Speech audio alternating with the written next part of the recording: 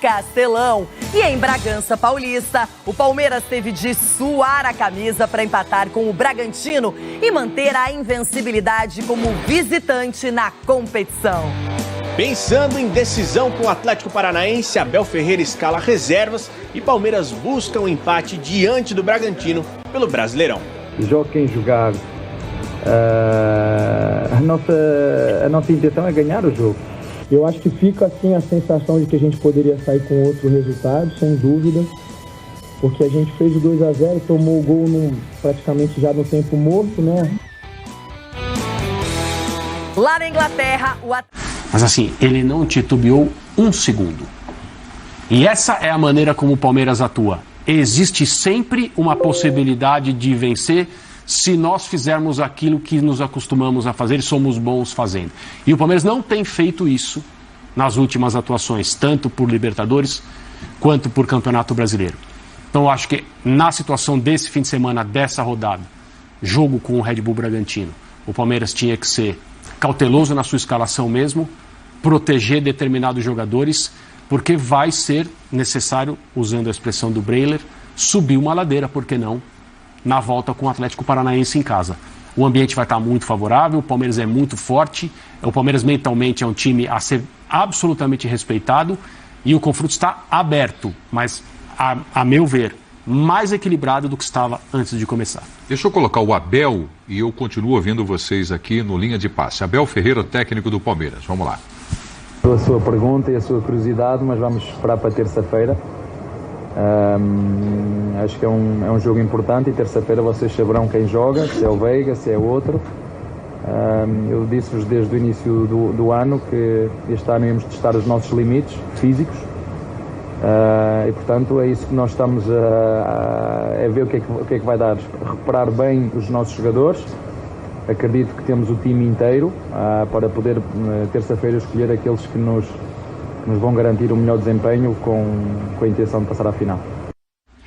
Olha, semifinais da Conmebol Libertadores da América, aproveitar para convidar você para acompanhar nos canais Disney a cobertura total já a partir de amanhã, com nossa equipe dentro do Allianz Parque e do Maracanã, trazendo todas as informações.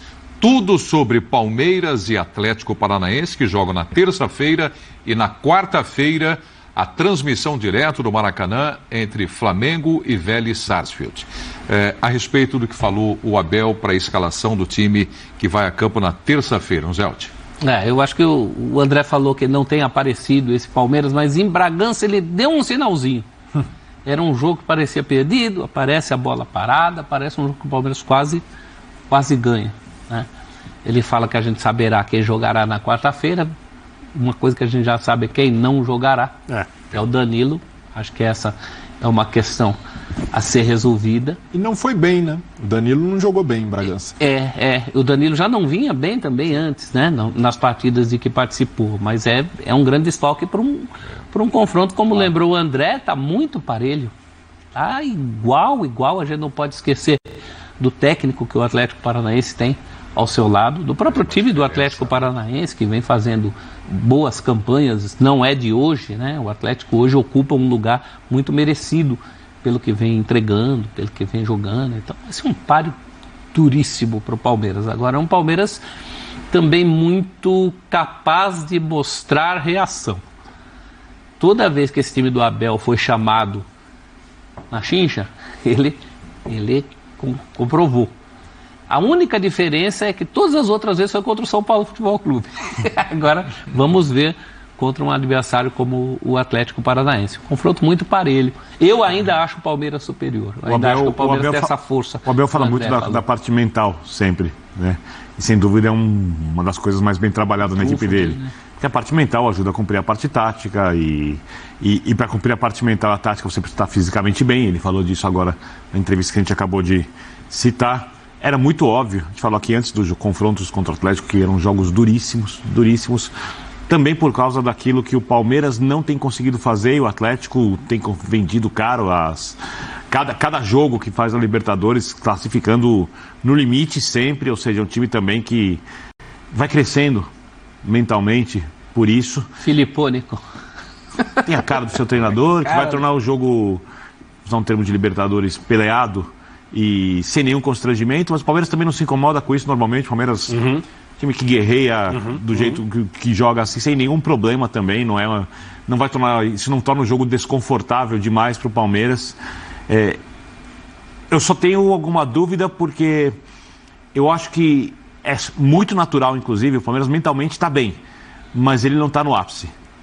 Não é o Palmeiras que, por exemplo, pegou o Chelsea, ou de alguns momentos do Campeonato Brasileiro, quando o time estava assim, mas muito forte mentalmente. E é natural que haja alguma queda, porque ninguém sustenta uma concentração plena, 100%, jogo após jogo, uma temporada inteira. Nenhuma equipe no mundo, porque são seres humanos e são exigidos num nível de pressão extremo. Mas, Binder, então, o Palmeiras do ano passado, que tira o Galo por um gol fora de casa, também não estava no ar. Mas aí, peraí, eu já vou chegar ali. Ali teve uma retomada. Vou chegar ali. Quando o Palmeiras ganha do River Plate, o Palmeiras entrou ali quase como franco atirador. Quando o Palmeiras joga contra o Atlético Mineiro, o Palmeiras, além de não ter outras frentes, o Palmeiras ia fazer um jogo de superação, porque ele tinha que fazer diversas questões defensivas com extrema precisão para ganhar do Atlético, que naquele momento tinha mais futebol que o Palmeiras. Nesse momento, o Palmeiras chegou como favorito contra o Atlético. É diferente. E brigando pelo Campeonato Brasileiro, tendo que lutar em duas frentes, tendo que manter a concentração no limite, quarta, domingo, a não ser quando caiu da Copa do Brasil, e mesmo assim, jogando 2 vezes por semana, algumas vezes seguidas. O Palmeiras não foi exigido desse jeito até o momento em nenhuma das outras temporadas. Porém, o Palmeiras, esse ano, é capaz de produzir um jogo melhor do que produziu nas últimas 2 temporadas. O Abel agregou, com a parte coletiva, virtudes à sua equipe. Para mim, a grande questão é que o Palmeiras não teve o Scarpa e o Danilo. Isso, para mim, pesou muito no jogo de lá. Porque algumas vezes, quando o Palmeiras joga bem, mas não joga o seu melhor futebol, o Scarpa resolveu os jogos. Tem acontecido sempre. O Palmeiras toma, por exemplo, um gol num lance em que o Danilo provavelmente teria feito a diferença, ou de que algumas vezes os jogadores do Atlético conseguem entrar na área em lance em que o Danilo teria feito a diferença, porque o posicionamento, a característica do Danilo funciona até quando ele não joga muito bem com a bola e completam o sistema do Abel. E isso explica também por que ele não vinha modificando a equipe muito nos jogos do Campeonato Brasileiro, porque ele sabia que era aquele time que rendia mais hoje. Qual é para mim a grande questão? Como disse o André, o ambiente favorável, o otimismo, a pressão positiva. Se o time consegue jogar bem e acuar o Atlético Paranaense, o próprio jogo leva a concentração dos jogadores lá para cima, envolvidos por aquilo. Concordo. Porque o ambiente todo, e aí aquela questão do futebol, do mata-mata, um jogo de caráter diferente, podem dar ao Palmeiras o que ele não tem conseguido para ser o melhor Palmeiras possível. Concordo. Num jogo de mata-mata. Isso a gente só vai saber na terça-feira. Mas mesmo que isso aconteça, a origem desse movimento é do campo para fora e de volta para o campo. É a simbiose. Mas começa no campo. Esse é o ponto. Se o Palmeiras deixar para que o ambiente... Mas não existe sem arquibancada, concorda? Não, concordo.